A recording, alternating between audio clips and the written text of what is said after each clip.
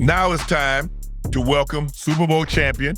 In 15 games this season, he had a pick, a forced fumble, 2 fumble recoveries, 4 passes defended, 80 solo tackles, 9 tackles for loss, 6 QB hits from the University of Georgia.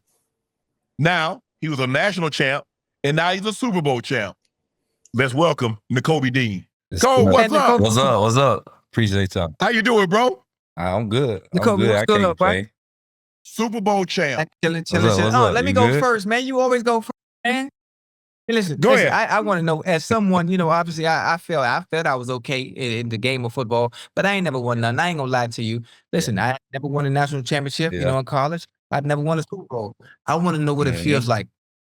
I'm sure it was probably a childhood dream, obviously, to make it to the NFL, but win a national championship and to win a Super Bowl in such a short amount of time. Bro, what'd that feel like? Tell me what it feel like, because I don't know.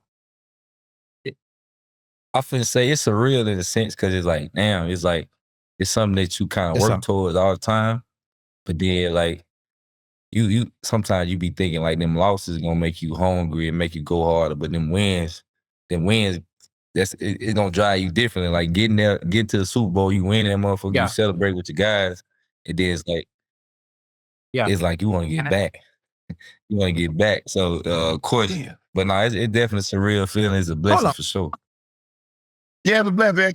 Cole, man, I know what you're talking about, Cole. I know what you're talking about, man. Ain't nothing like that feeling, man. Hey, man, hold on. That's not necessary. That's not necessary. What? Me and this man, we having a conversation, Ocho. You ain't played for the Eagles. Why you got the helmet up there? This is... He got the helmet up there. Who helmet it is? Whoa. This Super Bowl champ is Super Bowl champ. Oh, okay. We having a conversation. Hey, Kobe. Hey, man, you go, let's whisper. We don't want Ocho to hear what we talking about. Man, you played, Kobe, you played extremely well this year. You was having an outstanding season. You get down. Did you know when you went down, did you know that the seriousness of your injury? I did. I felt like my knee just buckled. And then like I kind of looked down, I see my kneecap on top of my thigh. So I sat down and I pushed my kneecap back in and I stand up. I'm like, all right, as soon as I stand up, it popped back out. And I push it back in. I'm like, all right, I'm walking off the field. I'm thinking, okay, it's dislocated. Give me a brace. And then it just kind of blew up like a balloon. And I'm like, what? I'm like, damn. But I mean, it's all good. I mean, I had an injury before. God got me. I'm gonna be back better than how is rehab going right now? Are you back running? What do you think? Your strength, your lower extremities, are they back almost normal a little bit? Yeah. I mean, we getting there. It's I'm 5 weeks. I'll be 5 weeks out from surgery. Okay. Wednesday. I'll be 5 weeks out from surgery Wednesday. So by week 6 it's gonna take off because it's a protocol you gotta follow. It's slow in the beginning and then pick up. Yeah. Cole, let me ask you this. Last year, you guys struggled defensively. You couldn't get off the field. You couldn't rush the quarterback. You seemingly couldn't do anything. You bring in Vic Fangio, and in one season, I can't remember a time that a defense has done a 180 like you guys did. What do you think the biggest difference was between last year and this year's Super Bowl outstanding defense? I feel like it was the buy-in. It was a buy-in from the guys. I mean, you got Vic, who been in the game for a long time.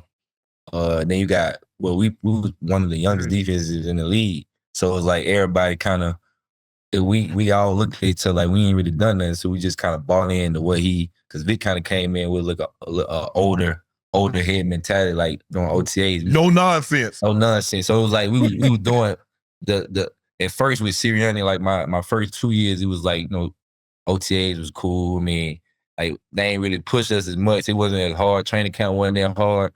And then Vic he got us doing conditioning drills, doing OTAs. We like, what? But we bought into it. That's why you see somebody like Jalen Carter able to play 100% of snaps. Like you don't really see that from defensive linemen. So it's just like, and now that we seen it work, I mean, shit, the sky ain't even the limit for how good any of those guys us could be on defense. I agree with you. I said that last year. I felt if Jalen Carter got some shape, I say he has the ability. He has Reggie White potential. I'm not saying he's going to be that, but you watch him, the way he can rush the quarterback, he can bully, He can rip. He's tremendous first step. He can stop the run. He has no weakness. It's all in here and up here. Yeah. And he got himself in shape, and he was dominant. It was definitely, it was great to see because I've been playing with him since college. So, and JC also got like I don't know, you get out there, you kind of see them linemen be a little scared of him because he coming out the gate first before the first snap, and he talking. They in the huddle. He yelling. He got a little different kind of shit talking. He got a little screw loose up there, huh? Yeah, he talk a little different shit than BG. So you can kind of tell that the lineman's scared. Like he'll look at the lineman and say, yeah, he's scared. He's scared. He's like pointing at him, and the lineman just kind of ain't saying nothing to him. He's like, that's he got it. Most of the time, there's not very many offensive linemen that really talk back in general. They always, for some reason, they always focus, don't really do the trash talking, especially back to the D lineman. I used to get myself in trouble during my day because I would talk trash in TV timeout. The closest people to me would be the defensive lineman. You know, TV time, and I like cross the thing, and the referee don't carrying it back up. And my left and right tackle would always tell me, Chad, don't bring them boys up because you ain't got to deal with them in the trenches. Yeah, don't. But I got a question for you, man. What's the toughest part about playing linebacker as opposed to in college, and the difference in playing in the NFL? What's the difference outside of the speed of the game? For me, I feel like the toughest part is I feel like the linebacker should be the general on the defense. You should be the one. You should be the one lining everybody up, or not necessarily lining everybody up, but kind of like you should be like the battery pack. The get everybody going. You the glue in a sense. We like to call ourselves the glue. Like we run with 4-3 and we bang with 350. So it's like I feel like being linebackers, we got to be able to do all that, and we got to also be able to keep everybody kind of like when JC a chance to get the mile from out. We don't want that 15-yard penalty. I gotta tell them to chill out. You gotta calm everybody down. Yeah, you gotta have the other guys of the defense to be able to even have the green light and make the calls and everything. And I feel like as a linebacker, you shouldn't like shy away from that. You should want to embrace something like that and go for it. So I feel like that's the toughest part, not even just playing the game, because if you can play, you can play. How did playing at a program like the University of Georgia? Because you know Kirby, he came from Coach Saban, and Kirby, no nonsense. You got to grind. You got to thump Cole. Hey, he ain't no walkthrough practice. You thumping. He owned school. So how did playing at the University of Georgia prepare you to play for the Philadelphia Eagles and then the NFL? It gave me that like that different type of, I say, give a fuck factor. Just cause it's like you playing in somewhere like Georgia, I ain't had the NIL either, so you ain't had that money coming in. So you had to be playing, to get to the league, or you really had to love it. Cause you was banging every day. We was banging every day. And it kind of made me grow up and be mature in the sense of no matter what you doing outside the ball, when it comes to being in that building, you gotta perform. And the people inside that building don't care about what you got going. Well, in a sense, they don't care about what you got going if you ain't performing. So it's like, and Kirby told me that early on, because I was big on school. I was an engineering major, so I was up all night. And he was like, me too. Yeah, I was up all night. So he you ain't on the engineering scholarship, Kobe. That's what Kirby probably told you. I'll tell y'all a story. It was my freshman year. I came in early. It was springtime, and I had first got there. I'm out late partying with the guys, and then I'm staying up late doing homework. Then it's like spring practice, so I'm in the meetings. Those enough. Kirby come to me. He say, "You know, man." This before practice. He say, "You know, man, I know you working hard. You got the engineering. You know, you trying to find your way." And I know it's hard right now because the defense hard, but I don't give a fuck. That's exactly what he told me. He said he don't care. He said, I know when you come out here, I need you focused. When you come in the meetings, I need you focused. I need you up. So, and that kind of, I always remember that. If I don't remember nothing else Kirby told me, I remember that, and it helped me through everything with my business and all that. So, like, they don't care. They don't care till you make it. It's a performance-based league. Yeah.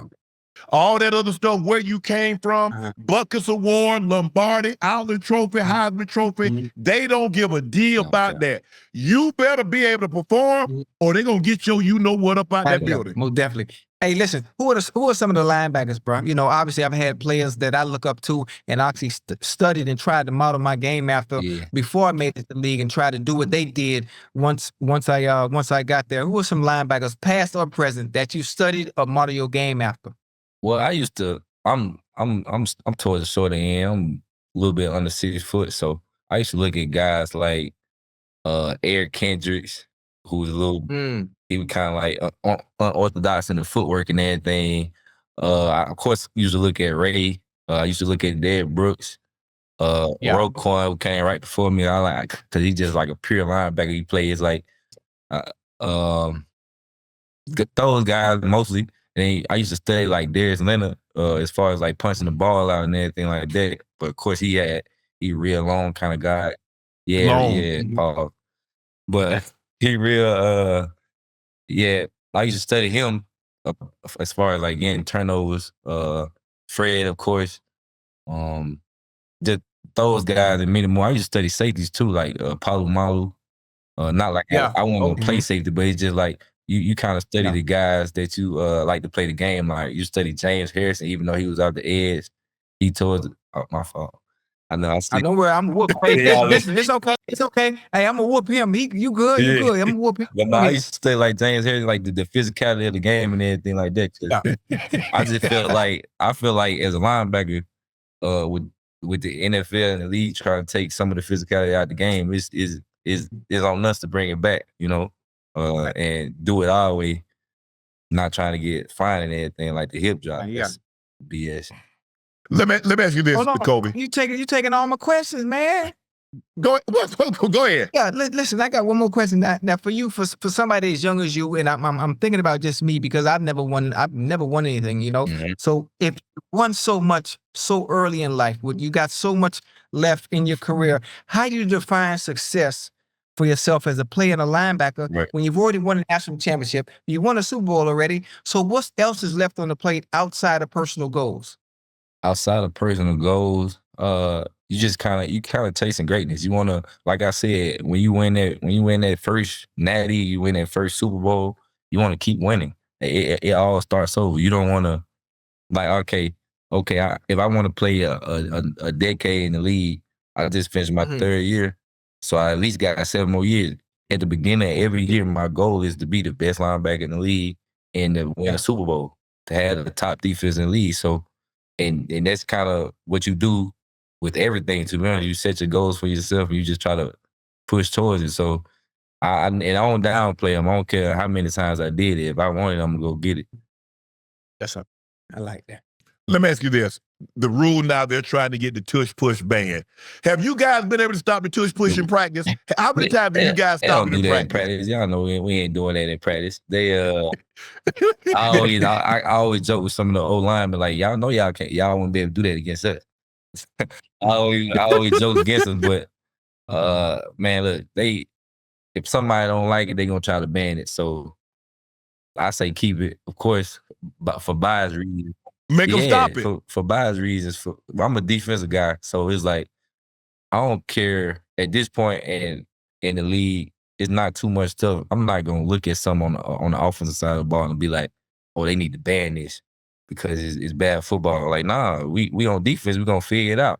We get paid to stop. Yeah. We get paid to stop offenses. We get paid for them not to score. So we gonna try to figure it out.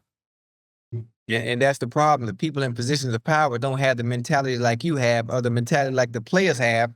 You know, especially those that are part of the competition committee. They trying to do away with stuff simply because you can't stop it. Exactly. But neither here nor there. Dynasty, repeat. Yeah. Eagles. Yeah. Y'all won the Super Bowl. Y'all about to run it back. At the beginning of every year, the goal is a Super Bowl. It is. It is. Nakobe, we appreciate your time, man. Thanks for stopping by. Congratulations. Great college career. Great start to your NFL career. National champ, Super Bowl champ. Hey, hopefully we have you back on here again next year, and you're back-to-back Super Bowl champ. Congratulations, man. Continued success and speedy recovery. Appreciate it. Salute. Appreciate it. Yes, sir. Ocho, I need some of them 85 too. Oh, I got you. Boy, I got you. I'm going to send it to you. I'm going to send it to you. I know how to get in touch with you now. Love, appreciate you. All right, Ocho, check this out. Shadour Sanders, considered one of the top 2 players at the position available in April's draft, will not work out at the scouting combine in Indy this week. Though Sanders won't work out, he will meet with teams in Indy. Quarterbacks are scheduled to arrive Tuesday at the combine, which formally opens Monday. Their on-field workouts are slated for Saturday. Shadour is expected to throw on campus next month at Colorado's Pro Day. Ocho, you like this? Yeah, I don't have no problem with that. I don't have no problem with that at all. And not at all. Listen, there's enough film out there on Shadour Sanders. We know we can throw the ball. There's no need to throw in front of the scouts. Throw where it's most important. If the scouts want to see you throw, look at the film. Turn it on. You have a lot of film from Jackson State to Colorado to high school. We know what he can do. We know what he can do with his arm. We've seen him do it before. Pro Day is where it's gonna be nice. Y'all come out here, you want to see me throw, come on out here to the Pro Day. No need to throw there. There's certain people that have to put their presentation on as far as throwing and what they can do as far as agility wise at the quarterback position at the combine. Shadour's not one of them. Have you seen the training session with him and Cam Ward? I do. I have. They hilarious. They are. They remember the movie Two Old Grumpy Men or something like that. That's Grumpy Old Men. Yeah. They remind me of them too. I don't know why. It's really funny. Mm-hmm. That's good content between them two. Jack Lemmon and Walter Matthau. Oh, you remember the names? Okay.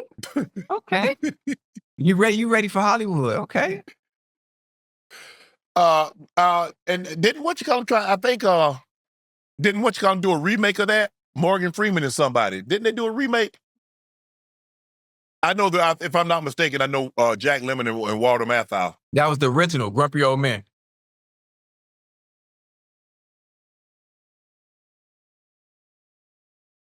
Ocho, they mad at us talking about we try to make Smitty seem like a victim. Ain't nobody say Smitty a victim. Oh. All I'm saying is whoa. Wait a minute. Who? Hold on. Smitty is the victim here. What are they talking about? Smitty ain't no victim. He not? No. Wait, he didn't know? Let's just go he's not a victim. Okay. He's not a victim. So the wife but we weren't trying to make him a victim. All we were saying is that it was 2 consenting adults. Right. And what he knew, I'm not here to say what he knew because I don't know. Smitty ain't never talked to me about it, and I don't talk about it, so I don't know what Smitty knew, when he knew, or how he found out. That's not what I'm saying. All Ocho and I was saying is that, bro, your problem should be with her, not him. Smitty isn't married to you. Smitty is not under the Smitty doesn't owe you anything. She owes you that. She owes you loyalty. She owes you commitment. Not Smitty. I'm trying to figure out. I'm trying to look. Let me look in the chat and see who the hell is mentioning Smitty in the first place and not focus on the goddamn wife and the husband. That's all I'm saying. Look, I'm saying, look, all I'm saying is that the guy, whatever the party is, the other party doesn't owe the individual anything. Because if it's a female, be mad at your husband, not the female. Because the female is not in the relationship with you. The female, if you're married, the female didn't make a commitment to you before God. Smitty did not make no commitment to this guy. The guy and the young lady they took those vows. Those vows are sacred to them. That's what I'm saying. That's my stance. Now, all that other stuff, however they want to take it, whatever y'all want to take out of that, that's all I'm saying. Me, hey, you just keep it moving. If you're in a relationship, hey, I don't think this thing is going to work out between us. Whatever the case, maybe that's what she wants you to do. And you go ahead and move on. If you're married, hey, go ahead and get your lawyer, draw this paper up, boom, boom, boom, and keep it moving. It's really that simple, Ocho. Hey. Yes. Human nature is undefeated. Next topic. Jordan Love has reportedly been recruiting Davante Adams. Can you see Davante going back to Green Bay? Oh, that's a good one. A nice veteran present for them young bulls out there. I like it. I like it. It makes sense to me. Romeo Dobbs, Watson coming back off injury. We got Wicks, Reed, Davante Adams is the veteran presence to show them boys, listen, this how you get it done. I like it. It's a nice viable weapon that's consistent, can still play the game. He still got that sauce. There's nothing wrong with him. He might even he got a little age on him, but I like that look. I like that look. I like what Jordan Love is doing too. And I'm sure LaFleur will open him back with open arms. I'm sure the Green Bay organization will open him back with open arms. I don't think he left them with a bad taste in their mouth as far as when he did leave, but I think it'd be a good thing. I like it. I think the thing when you got small kids, Ocho, the thing is that Davante has kids. And probably after October, they're not going to be able to go outside because there's going to be snow on the ground. Right. But it's been that way for 8 years when he was there the first time, huh? And I think the thing is that's one of the reasons why he went to Vegas. Okay. He liked Vegas. Right. Because he turned down more money. He left more money in Green Bay.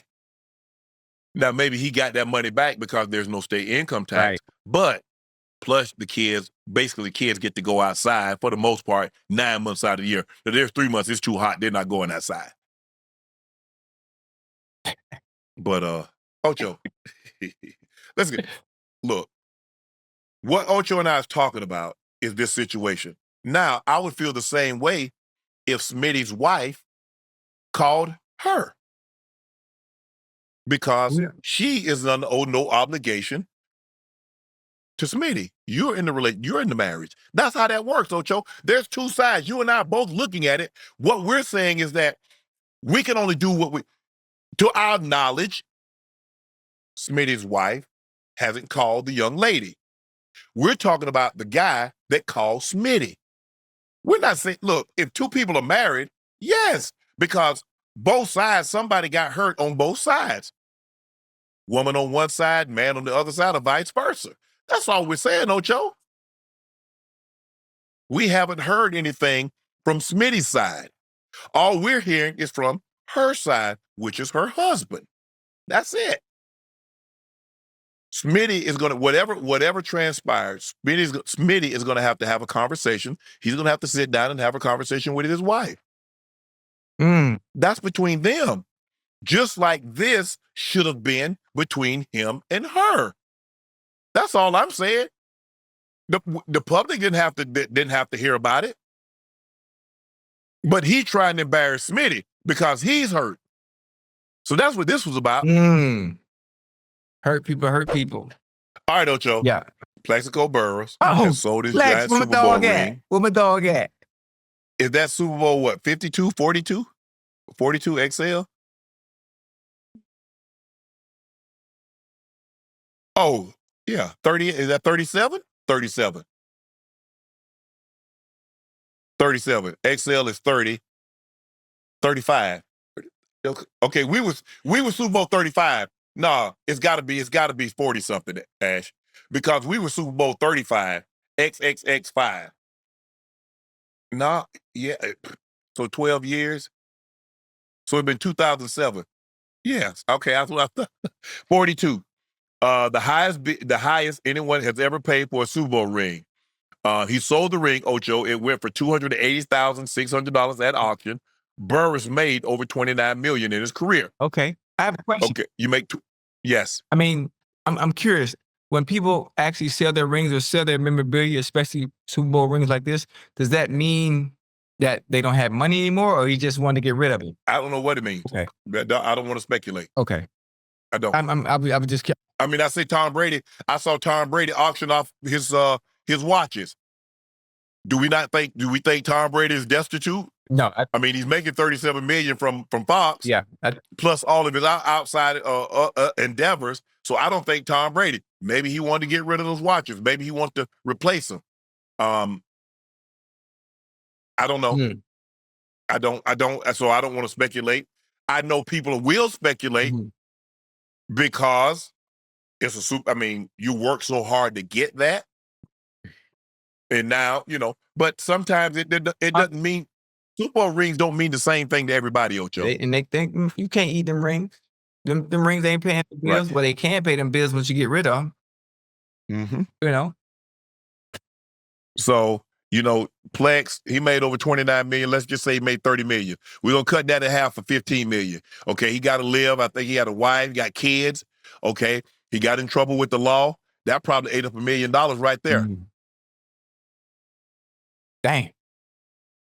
Man, Ocho, it don't take. And the problem is when you have money going out and you don't have any coming in. Ooh. See, that's the problem. So, Ocho, you used to having money coming in. Right. So think about it. You got to live. Now, I don't know Plaque's lifestyle, but I'm saying you got a mortgage, you got car note, you got kids, you got wife, and you got nothing coming in. Right. That's why. See, that's why. And you wonder why I got 367 jobs. I got to live. I got kids. Like I want to get this mega yacht by the end of 2026, and it's only one way I'm gonna get it, by having multiple streams of income.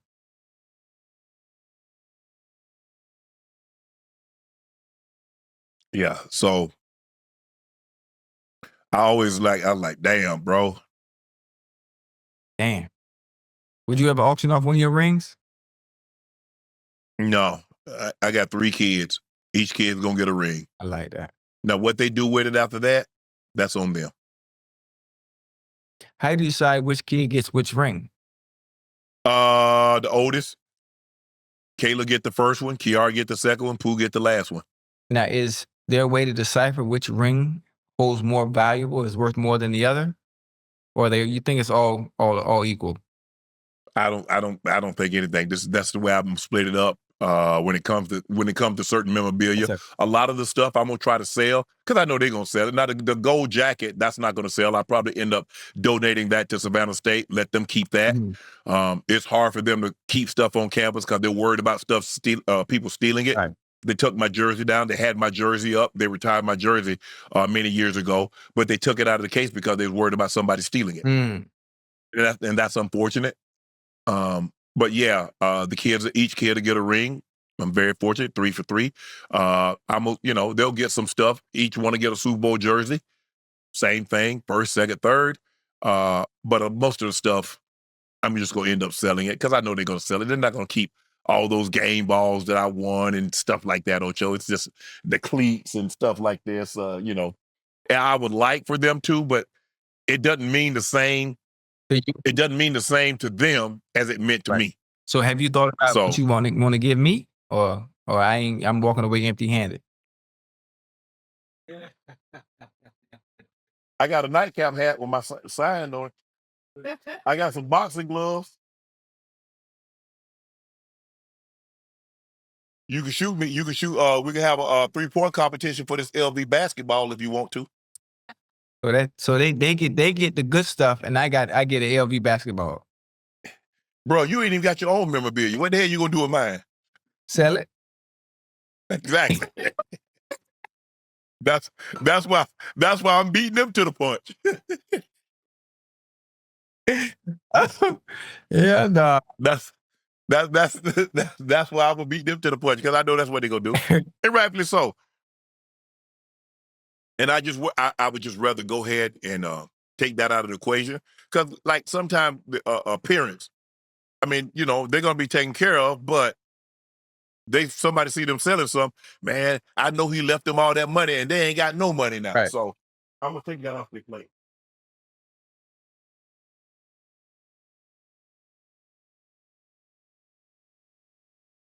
I tell you what. Let me get that. Eagles fans. Eagles fans, I got something to sell y'all. What you got, huh? What you got?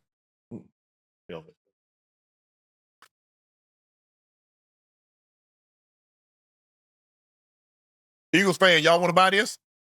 Let me see. The old school. Let me see the face mask. I can tell you who it is. Irvin Fryer. Yep. Am I right or wrong? Yeah. I guess that. I don't know. I saw the face mask. So I was either gonna go with Irvin Fryer What's the receiver? What's my dog name? I can't remember my dog name. Played for the Bears, played for the Eagles too. Alshon Jeffries. Alshon, I was gonna say Alshon or Urban Fryer because I know I could tell receiver doesn't even have to have his helmet on, but I know who it is based on the team and then the face mask. That's weird. I don't think they got these. I don't think they wear these helmets anymore. No, not the helmet, but just the I don't know. It's weird how I can tell. So I'll be willing to get y'all might be willing to partake with that. I'm trying to think. Should I sell some my memorabilia? Yeah. And since Ash shaking the head. Ash shaking the head. They sell it and send me the proceeds. Ocho, Eagles DC Vic Fangio berated the defense in team meeting for the second half performance in the Super Bowl. Jalen Hunt. Hunt says, even after the Super Bowl, after the team meeting was going over the parade prep, Fangio made the defense stay back and go over the game. He gets to the second half and says, this is unacceptable. Unacceptable. 22 points. He wants perfection. You like this, Ocho? Man, it's cool. I like it. So, I mean, he's setting the precedent. He's setting the standard on what they're going to have to need to do and continue to do because they have the opportunity to win a dynasty. The team is very young. Both sides of the ball, a few older players, but they have a chance to do something special with the Chiefs almost were able to do. The Eagles have a chance to run it again. So, coach understands that and talking to his defense where mainly really everybody's probably coming back next year, including some added pieces, via offseason acquisitions and the draft. So, I mean, you setting the tone, you setting the precedent early. I like it. I like it. It kind of extreme, especially after you already won, and you had such a large lead. I mean, you're gonna give up some points, but for the most part, I mean, they played extremely well. The reason why they were able to have a game the way they had is because of the defense in the first half. Yeah, for sure. First half set everything apart. They played extremely well, and he wanted that same. He's like, y'all let up. We supposed to have a blank D. We supposed to be the only team to have to not let them score a point at all. Because that's what he was looking for. Yeah, he didn't want them to score a point. That would have been possible. Hell, they didn't even get a first down. They didn't cross the 50-yard line the whole first half. The whole first half. This is the go back and look at the Giants. How many yards did the Giants have against that Ravens defense? Jordan, go back and pull up the play-by-play for the Giants Ravens Super Bowl. I mean, you think I don't think they had 200 yards. Of offense? Yeah. Giants? 35.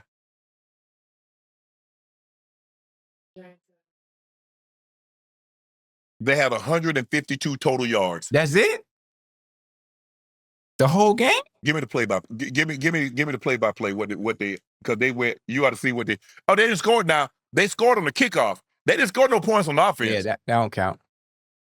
They scored no points on offense.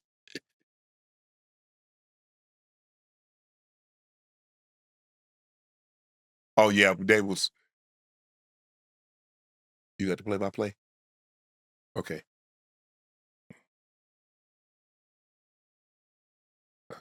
Hold on, Chad. You got.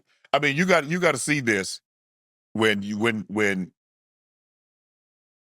because they had like they.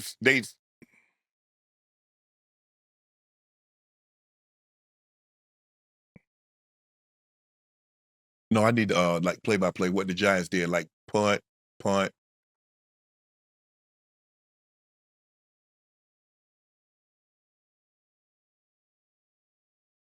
You done? That's so. Hey, you know what's funny? What that?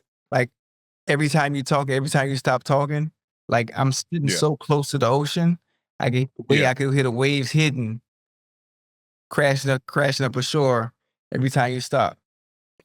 If I was in Miami, you'd like, man, I can hear Unc. That'd be Unc hitting.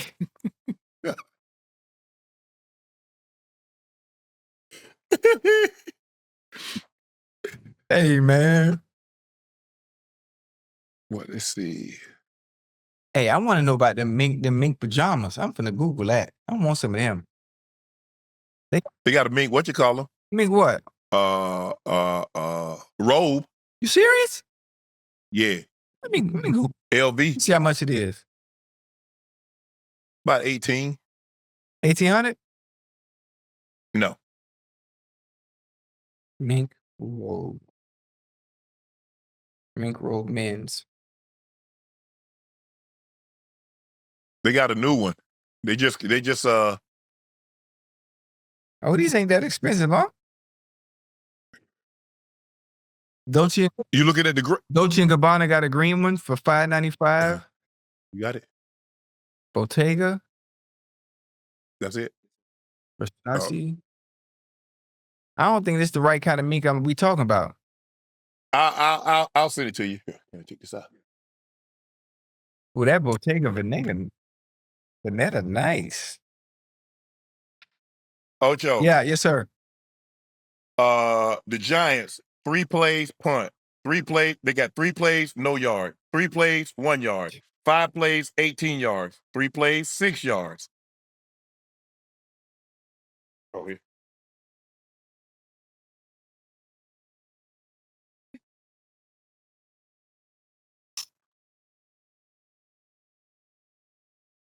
Okay, 3 plays, 2 yards. 3 plays, 1 yard. Interception. 9 plays, 45 yards. 3 plays, interception. Interception. Punt. Interception. Touchdown, they ran the kickback.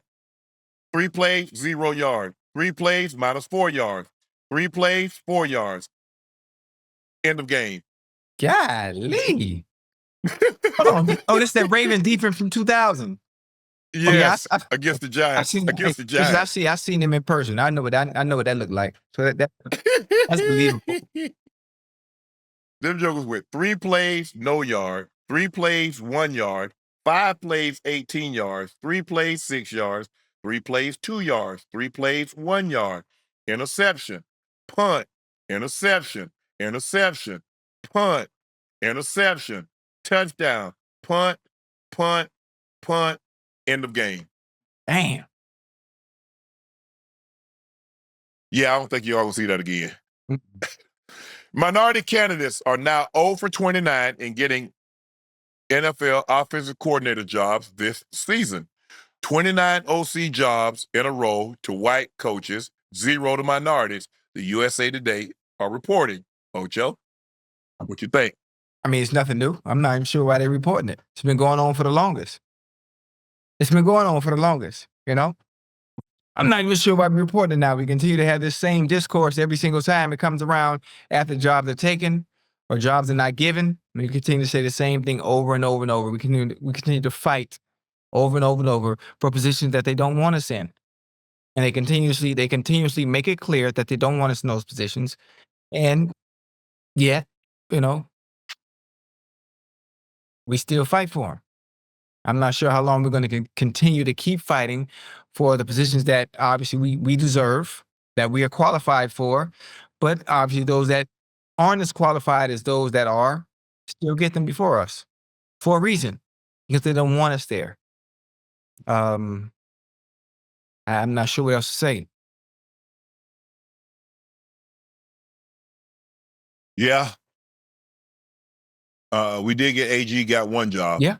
So yeah, I guess baby steps, Ocho. Baby steps. Yeah. Listen, I'm with you. We've been crawling and taking baby steps for 400 years. But, Right now we're being joined by 2-time Pro Bowl running back James Cook. James, thank you for joining us, bro. What up, Unc? Man, JC, what's up, boy? What up, my boy? Boy, let me hold something, man. You got it. Shit, man. Hey, listen, put it on the floor, boy. I'm gonna pick it up now. James, let's talk about this great season that you had. Over 1,000 yards. I think 15 rush touchdowns during the season. Had an outstanding, like we just dropped him. Bear with us, guy. He's on his cell phone. He was kind enough to join us. He was not going to be in a situation where he could get land, but I'm back. I appreciate that, bro. Yeah. As I was saying, great season running the football, revamped offense. As far as running the football, offensive coordinator for first time, full time. He took over a year ago in the halfway through the season. When you look at what you were able to do in particular, and what this team was able to do, considering all the pieces that you lost, You lost your 2 top receivers. You Matt Milano was injured a lot of the season. A lot of your DBs, both of your safeties, and White gone. Nobody really expected you guys to be in this situation. Did you really think that you guys had had a chance to end up being where you were in the AFC Championship game and 3 points away from actually winning that game? Without a doubt. I mean, when you got 1-7 back there, there's always a chance. Like, that's what I say. Like, I just feel like he one of the best, and he gonna put us in the best situation to always win. So when he back there and we back there and we connecting is something great, man. Listen, everybody always talks about Josh Allen. They always talk about him losing, some of the losing digs and not having a superior wide receiver weapons on the outside. But what people don't talk about enough of is what you've been able to do. You take some of the pressure off of Josh Allen. Listen, you stepped into a bigger role in the Bills offense. How have you embraced being a centerpiece in that system? I just came to work every day for real. Like that's all I can ever do. Like I can control what I can control at the end of the day. But when you don't come in there and work and you don't come in there and be that guy and be that leader in the locker room, you will never be nothing. So that's what I tried to come and do, and I feel like it's been working. I'm a team guy. I'm always coming in and work, and when it come on Sundays, I gotta kill you. Jay, when I look at you guys, I mean, you get so close every year. You had the best record in the AFC 2 years ago, and then you end up losing to Baltimore. And then this year you had an unbelievable season, and you lose to Kansas City in the championship game. What is the next step? What do you guys need to do in order to get over that hump, which is Patrick Mahomes in the AFC? We just got to be aggressive. Like I just feel like we got to be aggressive, and with a guy like 1-5 back there, you just gotta beat him. Like more of the story. Like I can't say nothing else. You just gotta beat him. So when you come in games like that, and when you're back against the wall and you gotta win, and you got your guys next to you, you gotta go win. Shit, you know you playing 1-5. You know how it's gonna be. You know it's gonna be ebbs and flows of the game. So you gotta just control what you can control and go out there and play football at the end of the day. So you would like to be more aggressive early on. You feel like when you guys fell behind, then you became aggressive. You like to see that from the word jump. Let's go off the rip. Yeah. It never happens. It never happens that way for some reason, especially when you get to playoff games, but games of extreme importance. Most of the time, I think sometimes, especially from a coaching standpoint, as an offensive coordinator, you overthink. You overthink the game instead of just playing free. You already have what you've already done throughout the entirety of the season. Because you're playing the Kansas City Chiefs, there's no need to press. Just continue to do what you've always done, and you use your bell cow. For instance, in 17, and just rock out. And I think they lost sight of that, or the offensive coordinator lost sight of that once you got to that game, and not allowing himself to just play freely, call the plays freely, because you got all you need right there in hand. And I think for one, y'all are going to consistently be back.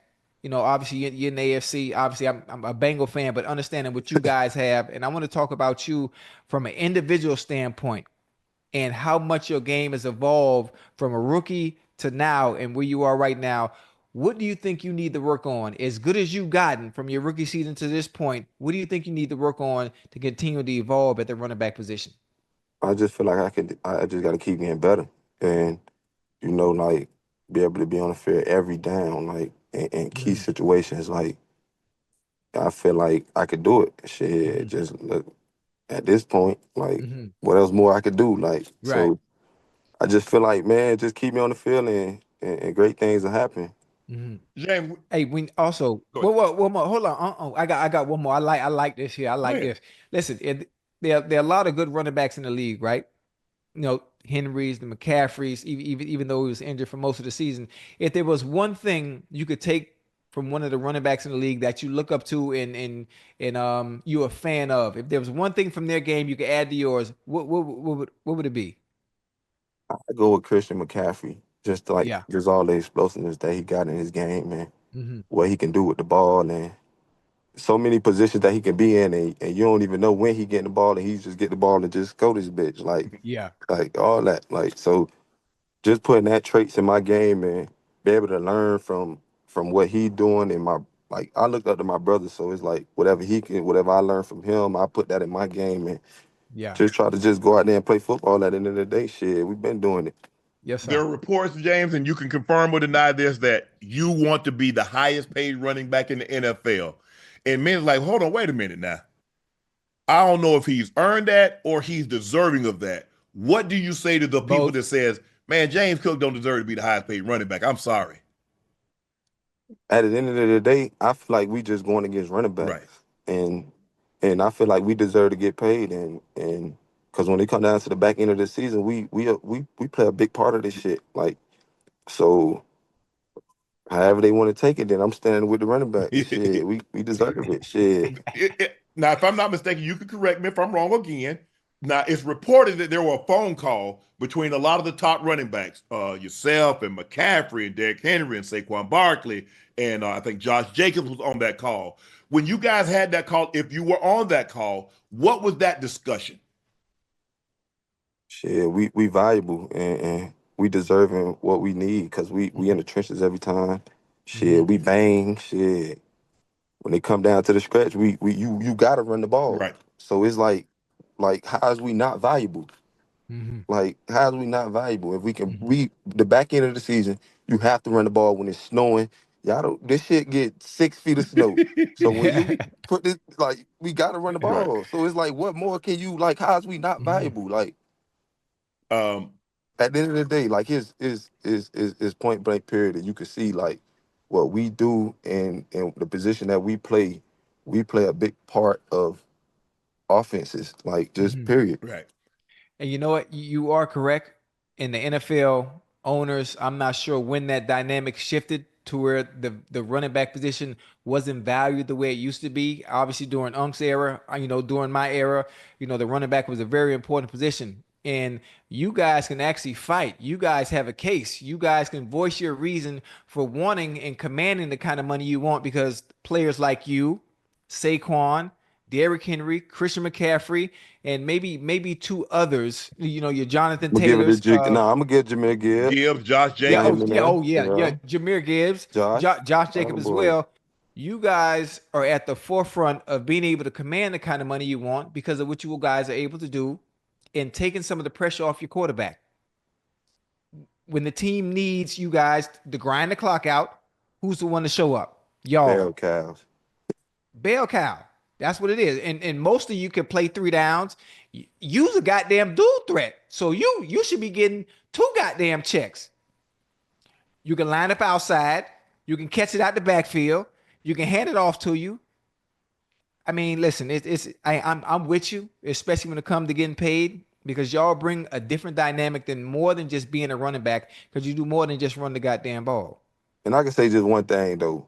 I just feel like we just do so much, like just like by going to practice and doing all the little shit right. And I just feel like we deserving of it. Like why not? Like shit, we work all our life to get paid.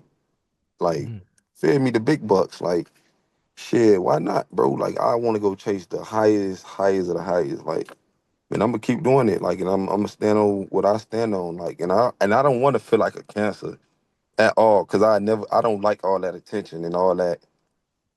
Like, that's not me. Like, honestly, like, and I'm just standing on business, man. If you think about it, and what I deserve. Go ahead. No, go ahead. Finish up. That's it. What I deserve. If you think about it, James, since McCaffrey got that $16 million, nobody's even come close to that number. And so now you're going to uncharted territory. You look at what Saquon got. I think Saquon got about 13.5. You saw what Derrick Henry got. He got about 8.5. You see what Josh Jacobs got. I think he was around 12, 11.5, 12. So when you say you want to be the highest paid and McCaffrey is at the number that he's after, you're reaching for the stars. Or you hope you land on the moon and get something close to that, or you want to jump over that. And I just want to get what I deserve. Shit, that's all. That's all. I want to get what I asked for. That's all. What role? Let me ask you a question. I had a brother that played in the league before I got there. I idolized my brother, and I wanted to be just like him. What role did your brother play, and how good? Because I'm surprised. I think everybody's surprised you didn't follow his path at Florida State. You went to Georgia. You're probably glad you did. But what role did your big brother play in the guy that we see today that's turned into one of the premier running backs in the NFL? A big role, honestly. Just like just if I ask him a question, it's just he always there for me. It's like he always tell me to be myself. Don't never like stop from what got you here to like create myself to being somebody that I'm not. So I just feel like that's what he told me, and I'm gonna continue to be myself and just always have that older brother in my ear to always guide me in the right direction. And that's my oldest brother, and I'm always listen to him. So I feel like he the great shit. He set the standard. So it's like, why not follow it? It's like if I don't follow it, it's like I set myself short because I had a older brother to lead the way and show me the ropes to how to get there. And if I don't follow it, I'm a failure. I feel like, you know what I'm saying? So it's like always just keep working hard and keep grinding and get what you want in life. Shit, that's all I can say. Yeah. Hey, you know what's funny when I think about it? I would have loved the opportunity to have a brother. You know, Santana, you. I'm trying to think. Give me one more set of brothers. JJ, TJ Watt, Peyton and Eli Manning. TJ Watt. I mean, yeah, that has to be like the greatest feeling to have a brother. And when y'all were growing up, did y'all compete? Now, obviously, I know you went to. I don't know. I'm not sure. When he was at Central, you wasn't there though. Obviously, right? You were a little younger. Yeah. That has to be the greatest feeling. Bro, we still compete to this day. It be so crazy. We compete in Uno. Still? Yeah. We compete in Uno. We compete in the game. Shit, whatever. We compete because like we brothers and we understand like we never gonna go against each other, and we always understand like at the end of the day you my oldest brother and I respect you to the most up high, and I never do nothing to ever even fail my family, like, because I know like I was guided the right way. Let me ask you this. What do you listen to get you in that mood, to get you locked in before the game? So when you got the beats on and you got the headphones on and what you vibing with to get you locked in? I ain't even gonna lie to you. I'm on young boy. Okay. I'm on young boy time, and it's like I gotta get up. I gotta get up for the game. So it's like before the game, I slow down, listen to a little R&B. Okay. Calm myself down before the game. Never get too low, never get too high. So pre-game, getting myself together, I'm vibing to a little R&B, calm myself down. But before I get on the field, it's smelling salt and young boy. It's time to go. Hey, has it ever bothered you, right? Obviously, being a Florida boy, you know how the weather is out here. It's always hot. You know, when we get a cold front, our cold front is about 70 degrees. 59. Has the weather? Have you gotten used to the weather out there in Buffalo? Has it bothered you at all? No, you get adjusted to it. I feel like that's a mindset. Like, shit, you gotta go out there and feed your family. Shit, what else you gotta go do? Shit, gotta go out there and play at the end of the day. Right. Hey, so I just sucked that shit for what they paying, I ain't gotta be out there but 2 hours in it. I'm good. Sacrifice. Oh yeah.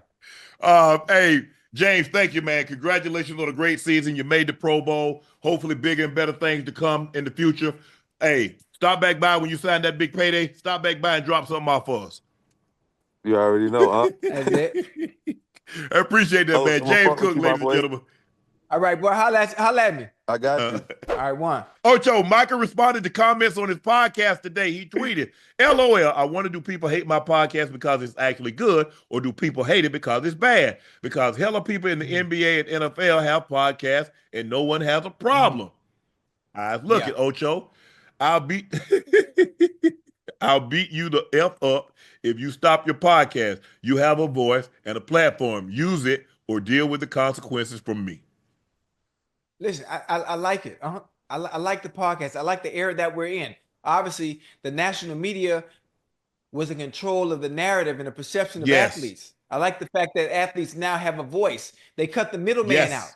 They cut the middleman, and I like the fact that I don't think it gets in the way. I don't think it's a distraction, because when it's time to play the game of football and that whistle blows, everything on the outside of that, it doesn't matter. You don't see it. We don't see it. I don't know how other people operate where they allow things on the outside to affect them when it's time to play football. But that's just not me. And I look at Micah Parsons as one of those type of individuals who plays at the highest level and is really good in what I call a pressure situation, wearing that star on his helmet, and he always showed up to the occasion. Now, at times he might say things he shouldn't say because it puts pressure on everybody else around him, where they have to show up to the party for some of the things he says. But other than that, man, talk your talk. People want to hear about it. You know, everybody else is hush hush. Everybody else quiet. You know, you have a game, you have a good game, you have a bad game. He doesn't hide. No. He talk when he win. He talk when they lose. I think more fans should embrace that.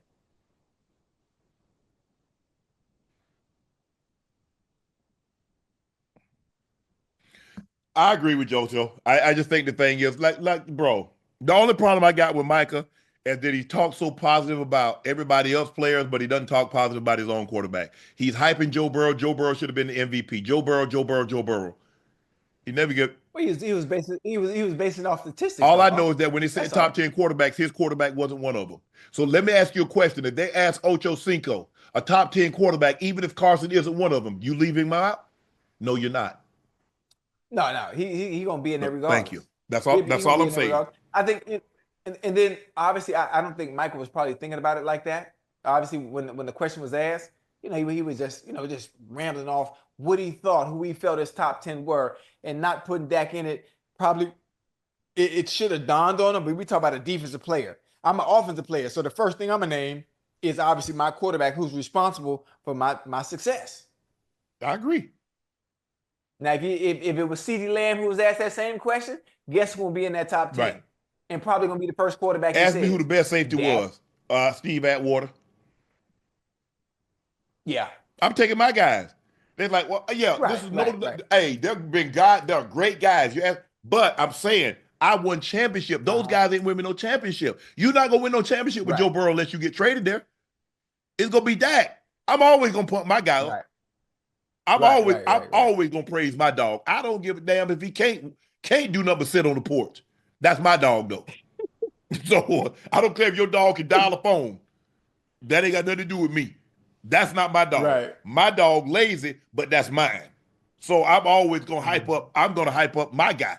But look, he has a way of doing things. I think the thing is he's gonna learn this trial and error. When you talk as much as we talk, and I tell people this all the time, when you talk for a living, you're going to make some mistakes. You're gonna say, because sometimes you're talking faster than your brain is processing it.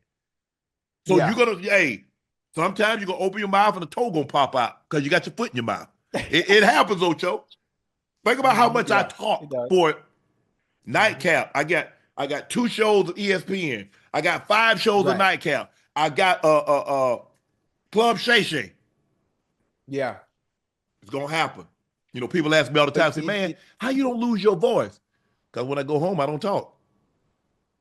And this is the one thing about Micah Parsons having a podcast too, is I know what I get on the field from him on Sundays.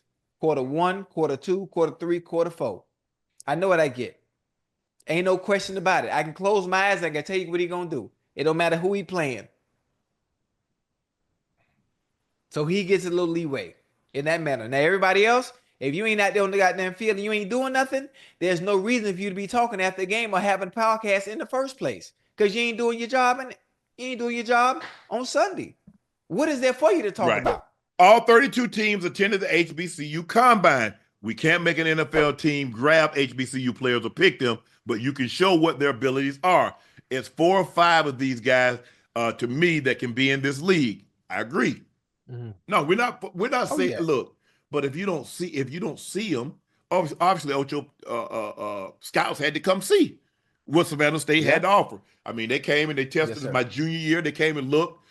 We had a couple of guys, like we had a guy named Bobby Curtis, and he was outstanding. And so, you know, they would come down, and obviously when you hear about, hey man, this guy might go to the NFL. Some scouts gonna be there. We played Central Florida, and we play teams like that. Play Georgia Southern. Okay, right. Scouts gonna be there. Oh, I'm gonna shine. You might come there looking for somebody, but I guarantee you, when you leave, you gonna ask who that number 2. Yeah, hey Bill, that number time. 2. Hey, he a sophomore. Okay. And that's one thing I always say, the eye in the sky don't lie. A lot of players, they always focus on going to the right school, going to the PWIs. And listen, it don't matter where you go, because when the scouts turn on the film, all you got to do is pop out on tape. If you really who you think you are, it don't matter where you go. It's what you do when you get there. They will find you. You can play football with the Sisters of the North in Alaska. When they turn the film on and they see that certain number that's always active and popping out on film, it's easy to stand out. If everybody wearing white and there's one person in black, you're going to be able to notice it right away. When you turn on the film, they will notice you. It doesn't matter. Hey, I tell you what, for you don't know what my number is, go watch Savannah State. I guarantee you, at the end of the game, you're like, man, who is that number 2? Yeah. Oh yeah. Mm-hmm. Oh yeah. And matter of fact, and if you do go to smaller schools and you don't pop out on film there, then what you gonna do when you at a bigger school? Come on now. If you really who you think you are, man, don't get me started. I'm not here to preach. It ain't Sunday. But that's how I was. I always wanted to show up, Ocho, because I remember we had. Yeah. Ocho, we used to hold on, what they call them? Jamboree. You know the jamboree? Did y'all have jamborees? We had jamboree in high school at Mylanda Stadium. At Mylanda. So you play one team for a half, and then you play another team for a half, and then that team will play the other team for a half. So we had those. And so we had a spring, my senior year, my junior year, we had a spring game. And we had this player, and coach was like, Coach Hall was going to put us all on the team together and stack the team to make sure. I said, nah, I want to be on the other team. Because I knew all the scouts, Clemson, Georgia, South Carolina, all the scouts were going to be there. Hey, Graveyard had to show up, Ocho. Nothing. No, sir. No, sir. Out there cutting up. No, sir. Hey, own him. Graveyard with him. Hey, Joe, I'm telling you, when I left the field, there were bodies everywhere. Graveyard was here. Those were the good old days. I miss those. The legendary LT, the original LT. Now we got a little LT, LaDania, my dog, wants Micah Parsons to stop podcasting and put his focus on football. He's a great player, but guys, let's do more. Let's play more football. Let's podcast. Micah in particular, he'll have a movie, an action movie. The brother got it, but don't forget where you are at. Hey, listen, I like LT, and anything coming from one of the greatest, if not the greatest of all time, especially on the defensive end. And he's talking about one of the greats right now. I agree, but I kind of disagree, especially with the times that we're in right now. Micah Parsons, he plays really well. He plays at a very high level along with his podcast. The podcast doesn't take anything away from him on the actual football field between the lines. When the whistle blows, you know what you're getting with 11. You know what you're getting from Uno every time. Now, when you look at them defensively, you'll say, well, they got some weak spots. Well, Micah only plays in one spot. He can't be everywhere. Sometimes he's stretched 9 sometimes. Sometimes they go down in the 3. Sometimes they got him sitting down in the box at a linebacker position, moving around, trying to find ways because he's good in space. Well, stop lying. All that we're gonna have a Ravens defense. We're gonna have a Seahawks defense. But he's supposed to say that, huh? No, you don't. You ain't got to say nothing. Keep your mouth shut, Ocho. No, you don't. You've got to stop telling these guys they've got to say something. I didn't say they did, but you have to believe in your team and who you playing for. Keep it to yourself. So how does he? Okay, he says what he said. Okay, we gonna win. When he don't win, how that make him look, Ocho? Well, it make him look crazy. But can I say something real quick? Yes. Let's say he say, something crazy all the time, right? Micah Parsons been talking crazy all season. This season. Mm-hmm. When the Cowboys do play, you know who do show up? They show up in the passing game. What about when they get the ball run down their throat? Hey, they run away from him, huh? They ran away from LT. What did he do? They ran away from Reggie. Yeah, you're right. But listen, LT has to understand we're in a different time. We're in a different era. Some guys they like to talk about the game of football after it's being played. They focus on it when they're at it, but in their off time, they have podcasts. That's just where we are right now. Are things going to change if he stops doing his podcast and all of a sudden he's going to? No. Micah Parsons is a player that he is. He's one of the great ones in the NFL right now at what he does, and it is what it is. I respect LT. I like LT's opinion though. Pat Surtain got a podcast. That's not him. Of the year. That's not him. TJ Watt got a podcast. That's not him. Defensive player of the year. But that's not him. You're calling names that are, let me finish. You calling names that are good at what they do at their specific positions, but that's not what they want to do. Micah Parsons wants to have a podcast because he likes to talk. Some guys want to win, and some guys want to be famous and promote themselves. Now, which one you want to be? Because see, the quickest way to build a brand is to win. Michael Jordan brand, what is it? Magic Johnson brand, what is it? Peyton Manning, Tom Brady, Patrick Mahomes. What were their Joe Montana? What were their brands based on, Ocho? LeBron James, Steph Curry.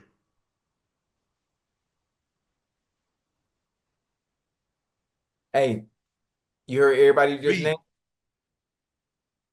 You heard everybody just name, right? Mm-hmm. They were ball dominant and were in control of those wins and losses.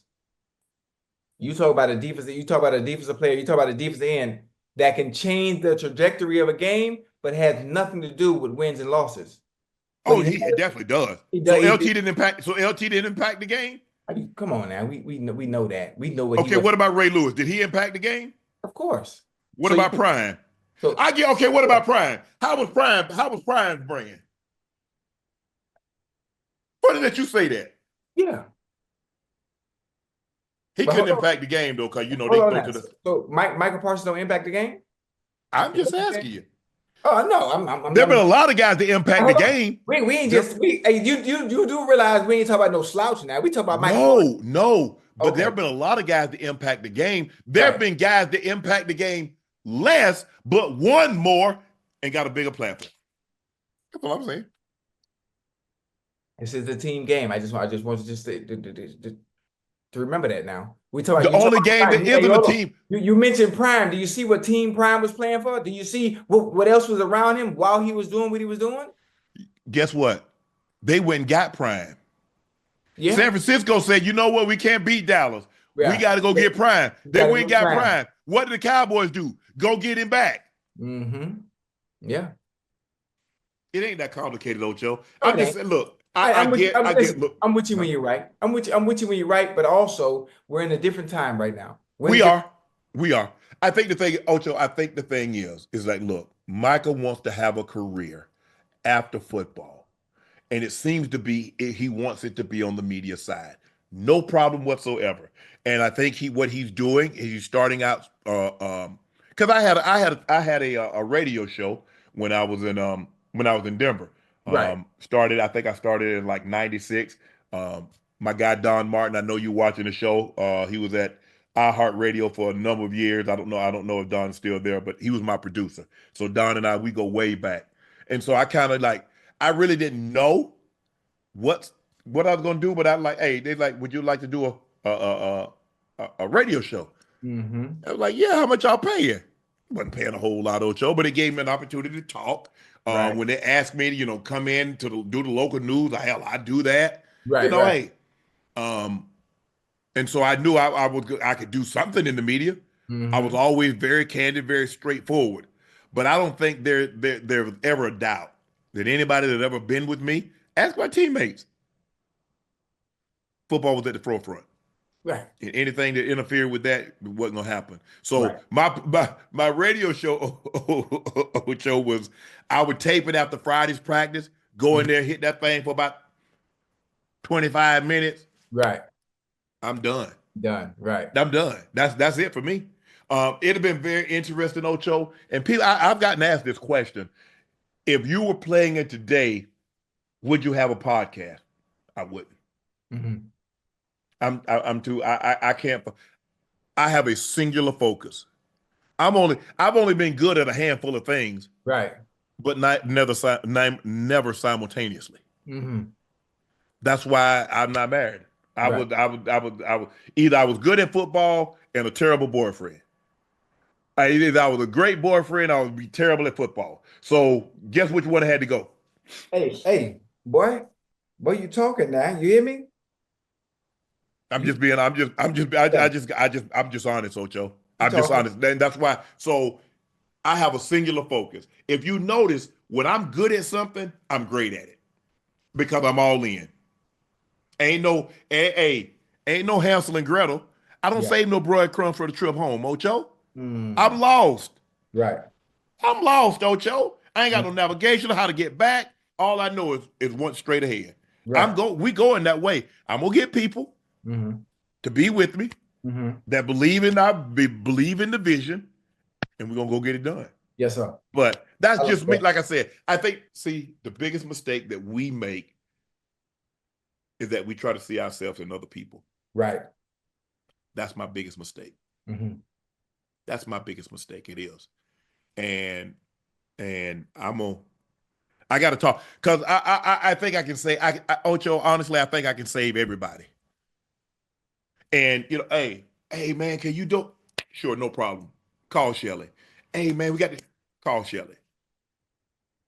And, it's 25 here, it's 50,000 there, it's 100,000 here. And my Marvin Demoff, who's my agent, and he's been my right-hand man for 29 years. Yes, sir. He said, you got to stop this. Yeah. He said, I understand. He said, I understand you better than most. Right. I'm an 83, I think he said 83, 84-year-old Jewish guy. He said, but I know you.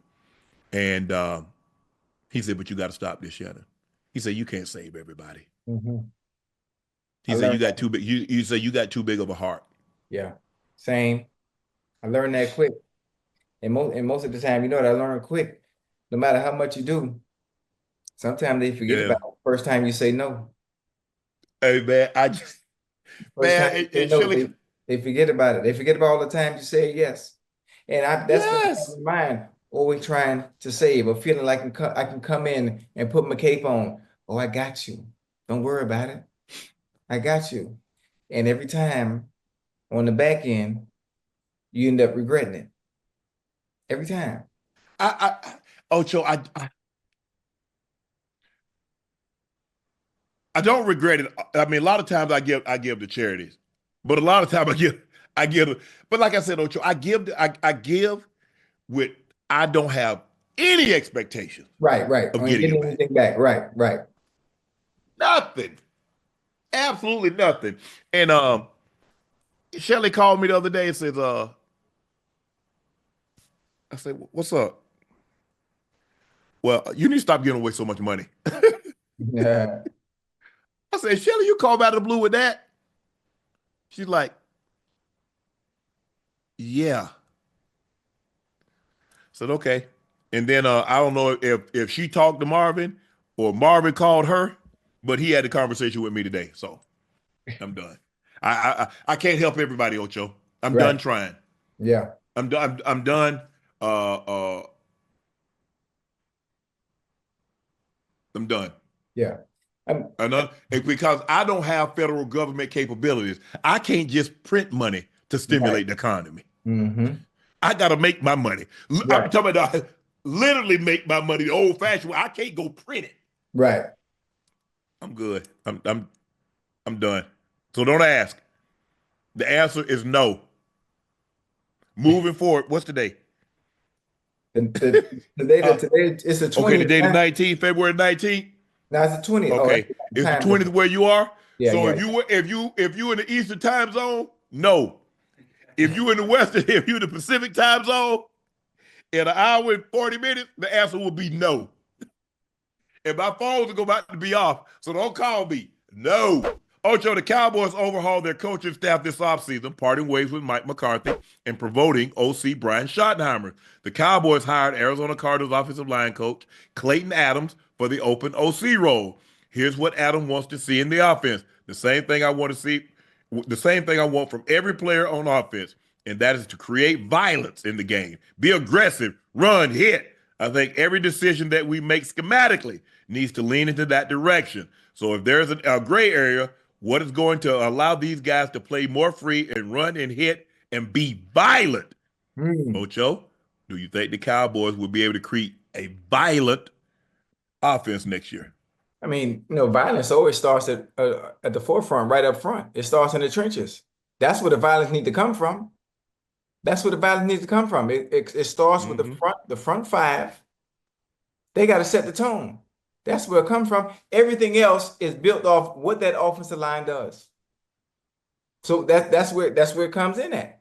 So how is the offensive line going to be? Because everything he just reiterated, everything he just said, is not going to be possible unless that offensive line is exactly like, I'm just gonna throw it out there, like the Eagles,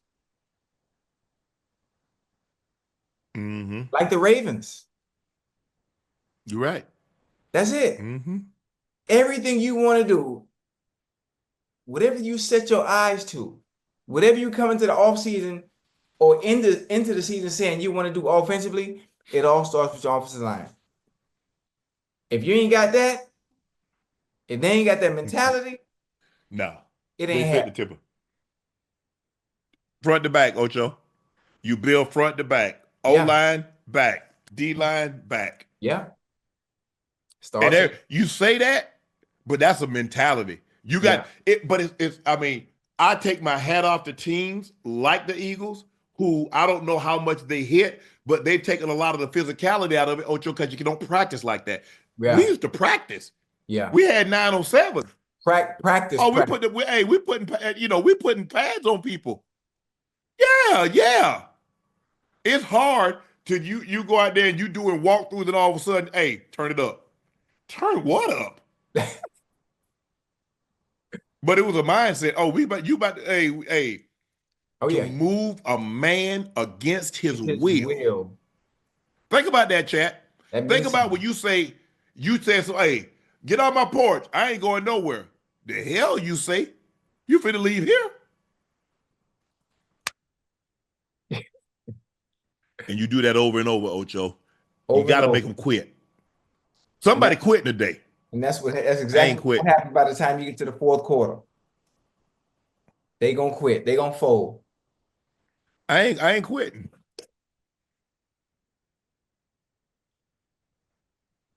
Yeah, for sure. I got to make you turn it down.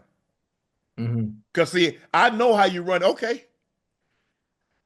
Because back when we played Ocho, we roll your ass up. We were cutting. And I know you're getting up quick in the first quarter. Yeah. Oh, Ocho, they get up quick. Oh, they getting up. Hey, I'm still making the play. I said, okay. Chop. The second quarter, Ocho. Hey, I'm still here, Sharp. Yeah. Third quarter. Man, stay on my knees. Fourth quarter, he ain't nowhere to be seen. But you got it's easy to talk about something, Ocho. It's a lot more difficult to do it. Yeah, the coach can talk all he wants to. The coach can talk, he can talk till he turn blue in the face. But unless you have the personnel and the players that have the mentality that you regurgitating or the mentality that you talk about, man, you ain't talking about nothing. You ain't talking about nothing. What you have right now. You can say whatever you want. You know your team, you know your personnel. So you got to be careful what you say, what you ask for. Because if they're not built like that, all of a sudden, just because you have an off season, don't mean they're coming back completely different next year. You are who you are. No. Yeah, Zach Martin has been in wars, and he's been one of the premier guards. He's one of the best guards that ever played this game. But he got a lot of miles on that body, Ocho. Yeah. He's not the same guy. Yeah. Tyron Smith had a lot of miles on his body. They let him go. Yeah. Still, They started to suffer when Travis Frederick had to retire prematurely. Mm-hmm. And they got guys now, they're not built like that. They're not built like that. They can't run the football. See, how you know you violent when you can run the football. Yeah. That's where violence come in at. Absolutely. Look at teams that can run the football. They're a violent group. You notice when I talked about offensive lines, the first thing I said was Eagles, and I said Ravens, because they're gonna move everybody against their will when they play them, and Detroit, not changing nothing regards to who they playing. Detroit is another one. Oh yeah. Oh, I forgot Panay Sewell and them boys. They don't. They don't play. No. So it's interesting. I'm anxious to see what they do. I'm gonna see if they're gonna be able to run the football. Dowdell is Rico Dowdle is a free agent. We're gonna see what they're gonna do at the running back position. Right. Well, Zeke won't be back because they already let Zeke go. So now, do they go into the draft? Do they get Genty? I think they picked 12, 13. Will Genty be available? That'd be a good one. What running back is going to be available? Aaron Jones with Minnesota. They pushed his date back. Okay, could he become available? It seems like they want to get something long term done. Get him a couple of years. Right. So it's going to be very, very interesting to see what the Cowboys do at running back position in free agency. Will probably kind of give you an indication of kind of the direction that they're going to go with in the draft. A.J. Brown brought a life-size mannequin to put his unwashed Super Bowl jersey on display in their home. AJ's longtime girlfriend posted a picture on Instagram. That's live. Point of view, your boyfriend buys a 6'2" mannequin to put his game-worn Super Bowl uniform on. He indeed did not watch it. Nope, you can't watch it. No, don't do that. That's live, man. That's dope. That has to be one of the greatest feelings. And obviously coming from someone who's never won a Super Bowl, played in one, but never won one. That's something I would do. And you savor that moment, and to be able to have it in your house, man, hanging up like that on the mannequin, full display, mouthpiece and all. You don't see the mouthpiece. He got the mouthpiece on the helmet and everything. Oh yeah. That's live, man. That's live. Well, I wouldn't even have, because I wouldn't have no mouthpiece. Huh? Where your Super Bowl stuff at? On the wall. Okay. On the wall. That's dope. But I don't know, somebody, because they make you 2 jerseys. In Baltimore, they gave me both of my jerseys. Somebody never got my 32 and 33 extra jersey. Right. Hold on, let me use the bathroom real quick. I didn't drink too much more. But I like that. Got the shoes and everything on the mannequin. Damn, AJ. I don't know where the pants are. I ain't finna lie and tell you now about the pants. I know I got the jersey. I gave the Super Bowl helmet. I think Darryl Green got my Super Bowl helmet, because I traded with him. I'm almost certain Darryl Green got my Super Bowl helmet. I got my Super Bowl Ravens helmet. It's funny that I traded. I remember going to the went to the Pro Bowl. I traded Pro Bowl helmets one year. I was with Denver. I traded Pro Bowl helmet with Jonathan Ogden. I got that original. I don't know if Chad, who are a Ravens fan, but y'all, it was like a wing or something. But it was kind of ugly. But J.O., I traded with J.O. He and I had the same agent. He was with Marvin Demoff as well. So, but yeah, I still got, obviously, my jerseys are hanging up. I got one helmet I know for sure. I don't know nothing about the pants. I don't know where the pants are here. Nobody. The thing was, the thing was the jersey, Ocho. Nobody even thought a jersey and the helmet. Wasn't nobody thinking about no pants. Yeah. Well, what about your cleats? Because your cleats, sometimes your cleats will be a special pair. Especially now, Don't start me lying. Somebody got them. Yeah. I'm trying to think. Because when I played, my last couple of years, Nike made me patent leather cleat. I remember the time, you had to really be somebody to get a cleat. Get patent leather. Yeah. Now everybody got a cleat. Hey, who wore the greatest heat today? I'm like, dude, on special teams, he been tell me he got Jordans. Right. How you run down on special team and you got patent leather Jordans, Ocho? Hey, you look good, you play good.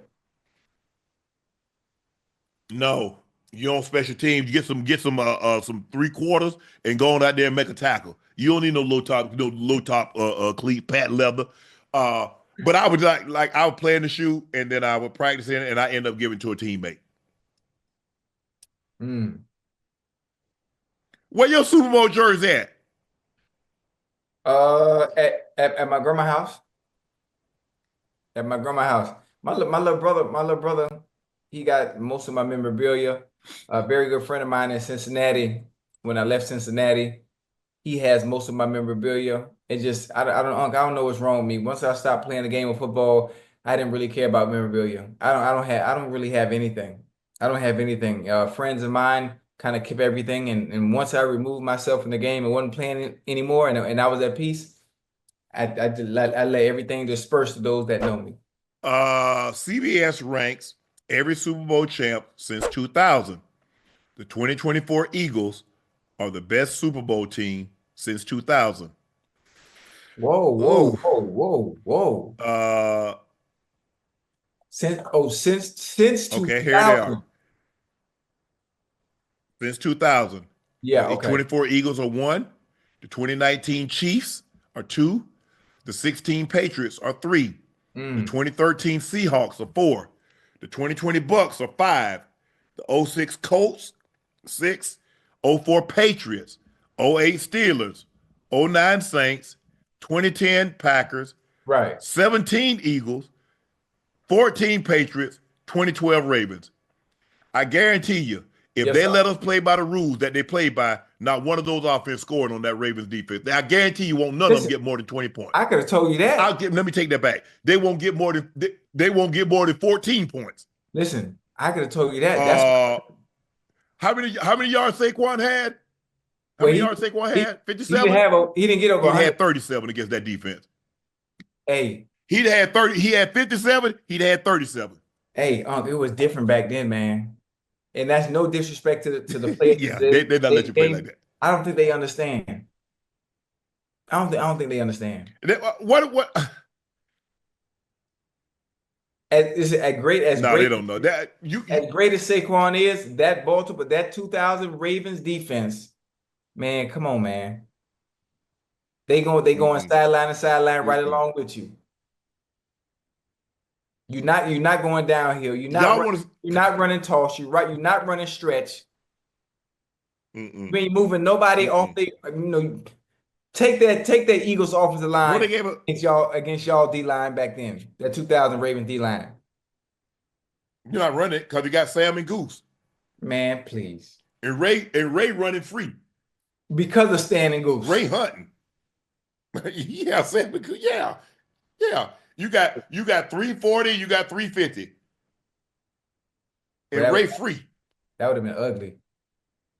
That would have been ugly. Listen, just the thought. Just to be able to talk about it is exciting. It's exciting. It's kind of like Barry. You had to see Barry in person to appreciate it. To understand and appreciate him, yeah. To see Jerry. I was in the league when Jerry got the Triple Crown in 90. So I like those great players, you had to see them. To see Derek Thomas, to see Bruce Smith, to see Reggie White, to see those guys, to see Prime.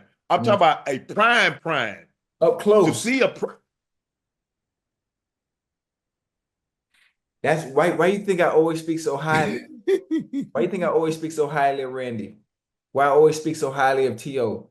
Why I always speak so highly of 8-4 out here from Dade County, Liberty City, Antonio? Being able to see them dudes up close, and I've been watching the game of football for a very, very long time, for a very, very long time. It's different when you look at stats and numbers, the finished product, when you actually have the opportunity to see how the product was made. When you saw the product in the lab, when you saw the product up close on grass and understanding, looking at Randy Moss and the DB is playing 10 yards off and Moss don't even close the cushion and he throw his hand up and still come on, man. What? It's still rub by. What are we talking about? Unbelievable. Yeah, but those rules, look, you can't play like that anymore because you look, those guys, go back and look at that 2000 and see how many quarterbacks they knocked out. I mean, I saw a clip the other day of some of Ray Lewis's hit or some of Suge's hits. I saw that. You go. I'm talking about, go back and watch 2000 and watch that defense. It was different, man. Remember, in 16 games, they gave up 165 points. I don't think people understand. And they gave up 35 in one game. They gave up 16 total points in the postseason in 4 games. That's crazy. I don't think people understand how good they were. Listen, from top to bottom now, there was no. C-Mac. We had C-Mac and Heavy, Dwayne Starks. We had Ken Herring, and we had Woody, Rod Woodson at safeties, and our nickel was Corey Harris, and our dime was Bailey and Trap. Goddamn Corey Harris, man. I wonder where Corey at, man. Hopefully he ain't man. I ain't gonna put the man business out there, but he was a wild dude, man. I would leave it at that. Because me, Corey, Woody, and Ray. Yeah. That was the group. So the Commanders potentially interested in trading for Cooper Kupp. Jeremy Fowler reports, talking to people around the league, he will have a market because he's so quarterback friendly. Yeah. Certainly Washington is looking for a complimentary number 2 receiver. Washington is looking to make big moves this offseason. Ocho, could they actually land Cooper Kupp and Myles Garrett? Both? Is that possible? Well, actually it is possible, especially with the cap going up to what it's going up after the news I saw today. 22 to 25 million increase. Yeah, it's possible, and I like the move. I like the move, but you know what that does? What? Terry McLaurin. You add Cooper Kupp. I think Naomi Brown is still there. Yep. Obviously, it takes some of the pressure off of Jaden Daniels. Got Zach Ertz. You got Brother Ertz. It takes some of the pressure off Jaden Daniels. You mean I get to have Cooper Kupp, who still is an elite route runner? He can play outside. He can play inside. He can do just about anything. He can run the route tree. Intermediate, short. Hell, he's sneaky fast too with that. If you want to send him deep. I like the move. We talk about a Triple Crown winner, man. He was just a Triple Crown winner not too long ago. Ain't nothing wrong with him. And just the nature of the business on how it works. Go ahead and get him over there. You made it to the NFC Championship.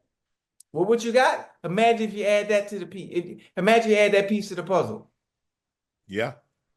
Man, but please. Look, and if I'm Washington, look, I'm going all in because I'm doing everything I possibly can, Ocho, because in a couple of years, I'm gonna have to see him. You got to see him. Yeah. He gonna show up at the pay window, Ocho.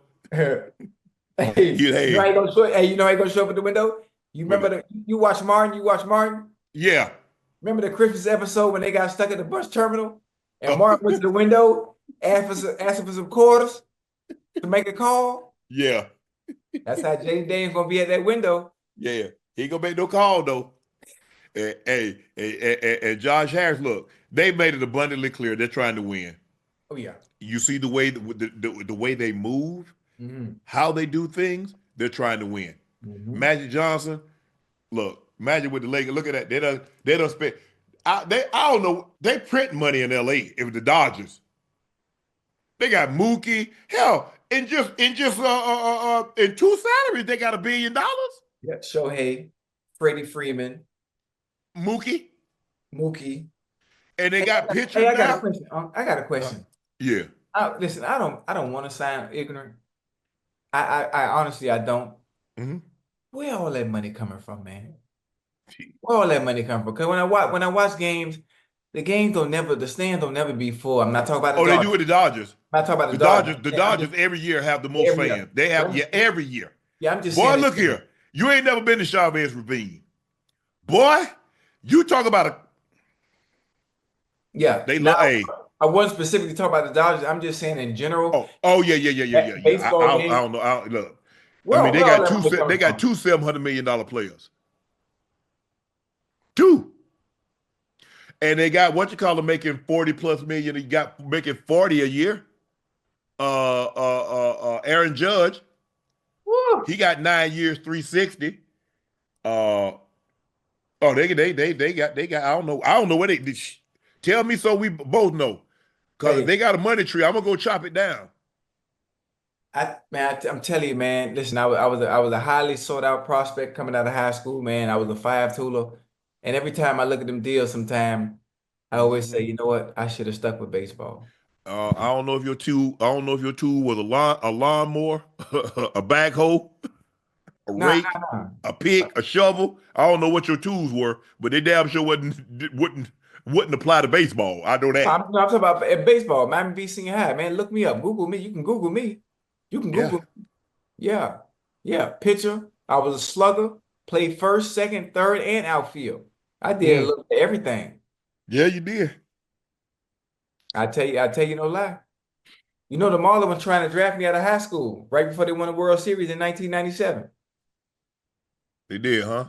They were trying, but my grandma said no. Hey, my grandma ain't play that. Or you need to focus on school. She was tripping. That didn't work.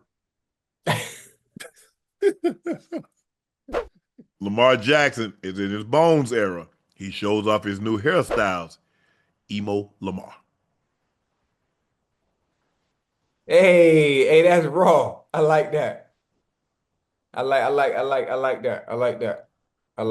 That's dope. You ever had your hair straightened like that, Ocho? Nah, no, cause I had dreads. So they was locked up, so I could never take it out and have my hair perm or have my hair straight like that. Ocho, your hair won't grow. Who? Your hair been just like mine. No, low your whole life. Now you bald. Hold on, I can grow a hair. I can grow a head full of hair. No, you can't. I've showed that countless times. Ocho. I have everybody 15 years ago had hair. I'm talking about just. Okay, do you want me to grow my hair out? No, that's your head. I'm just saying. The only reason I cut my hair consistently, and I've been doing it for so long, is I don't like the maintenance that comes with having hair. I don't want to put grease on my scalp. I don't want to train my hair to lay down. I don't want waves. It's like a whole tedious process. And I got sick of it. When I'm ready to go, I want to get out the shower and I want to dry my head and walk out the house. Sound like a man that's like a man that's saying, I want to be broke. Man, you think I won't have money in my pocket and in my bank account? It's just too hard to keep up with. Right. I understand what you're saying, but listen, that's apples and oranges. Them two different scenarios. No, Ocho, you can't grow hair. And if you grow it, it's minimal. I got a full set of hair right now. Look at my hairline. You see my hairline coming in? Yeah.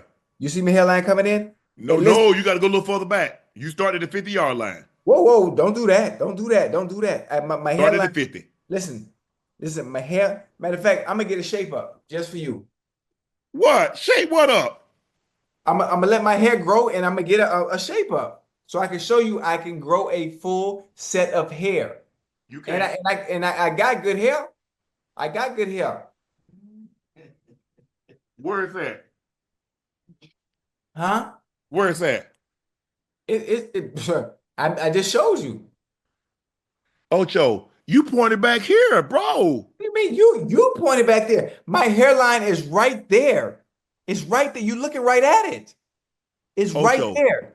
Ocho, from your hairline, Ocho, from your hairline to your forehead, that's at least a $20 Uber ride.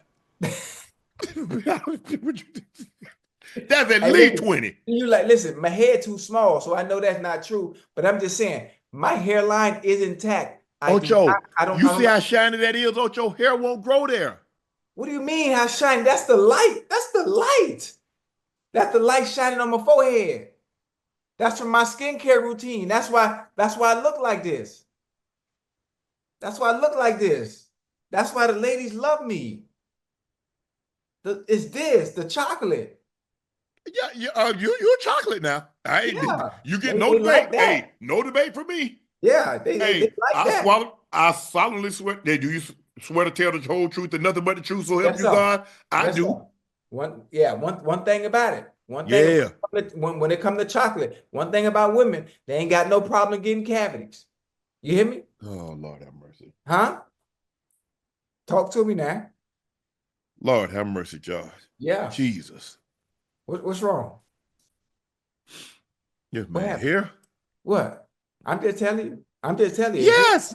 I'm not telling you what I ain't telling you what I heard. I'm telling you what I look, black ball. All I know is this. If you'd have been my age in the 80s, you'd have got no play. Because black wasn't in. They like light skin. They like El DeBarge, Chico DeBarge. They like them type of dudes. No. It don't matter what they like. There's something I had that nobody else didn't, and I still got it. Huh? It's called. It wasn't until Michael Jordan came in, Wesley Snipes came in. That's what put us on the map. I've been on top of the charts since they came in. So about mid 80s, like 80, Mike came in 84. So like 86, my senior year, been top of the charts. Man, that ain't it. That ain't it, Uncle. 40 years, I've been at top of the charts. I feel you. Hey, I had a special gift. Al B. Sure. They mentioned Al B. Sure. Yeah, Al B. Sure. Yeah, that's a good one. Yeah, Chico DeBarge, El DeBarge. Hey, them boys were nice now.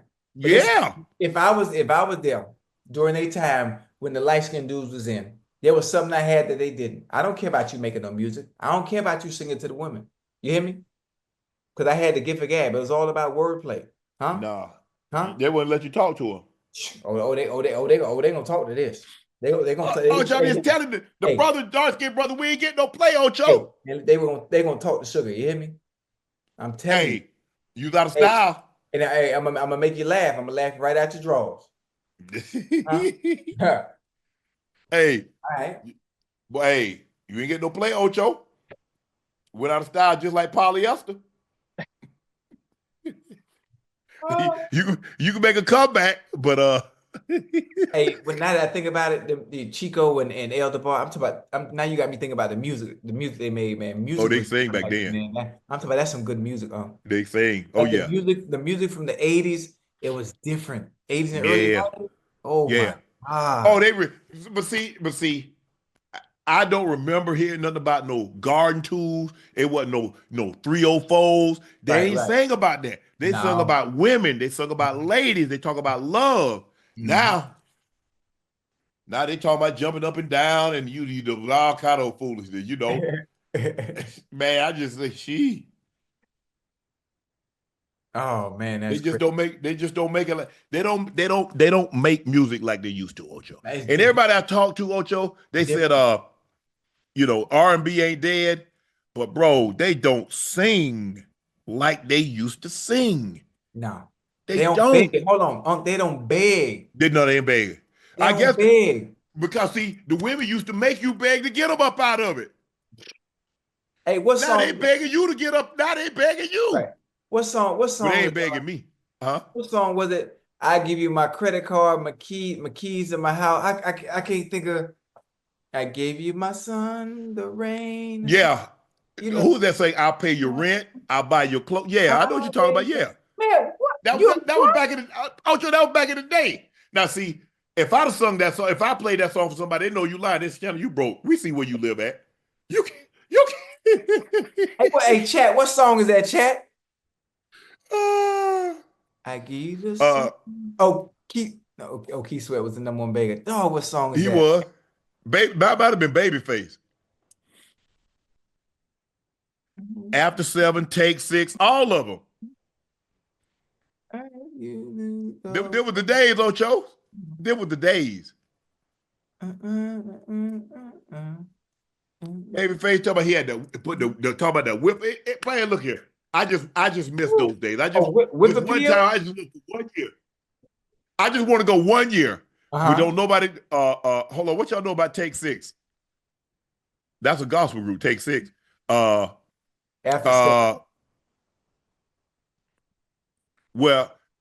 they don't call no woman no 304. No. They don't call no garden tool. no freak, no jump. Just 1 year. I just want to go 1 year. For 1 year, all the music. That's what I want. Man. If they do that, they're gonna get me back into it. Man, and hold on. Peebo Bryson. Man, Smokey Robinson. But ain't nobody beg like Freddie Jackson. Oh, man, Freddie begging. Man. Freddie, man, y'all know Freddie beg right up. Like, man. Damn. When Lenny Williams, I gotta take my glasses off. Big Lenny, so? When Lenny Williams. Cause I love you. Saying cause I love you. I don't know what that brother was going through in that studio. But I hurt for him every time I hear that song. Oh, he sung it now. Travis Hunter is now expected to attend the 2025 NFL Combine as both a wide receiver and a DB. Yeah. Is the league split between him being a wide receiver and a corner, Ocho? No, they're not split, but they are understanding. Listen, he's made it abundantly clear that he's going to do what he did at Colorado wherever he goes. And I think the fact that they're allowing him to do both, that's a good thing because he gets to show off his skill set and what he can do at both positions. I like it. I like it for him. I really do. And I'm excited to see how it looks. I think it's easy to build a package around a wide receiver than a corner.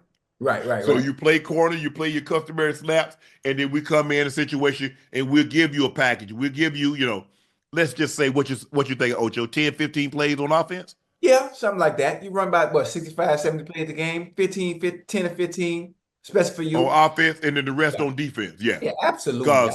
Because you fight rock with a fine line to try to give him 65 plays on defense and then another 30, 40 plays on offense. Boy, you walking a tightrope, Ocho.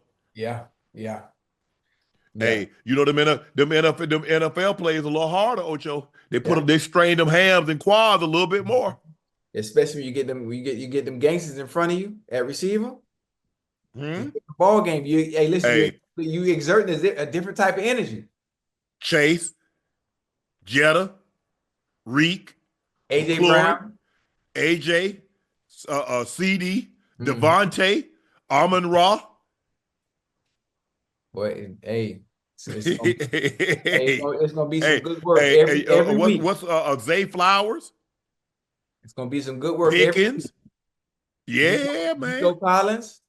Yep. It's different. You're gonna have your hands full. But it's possible. It's possible. I like it.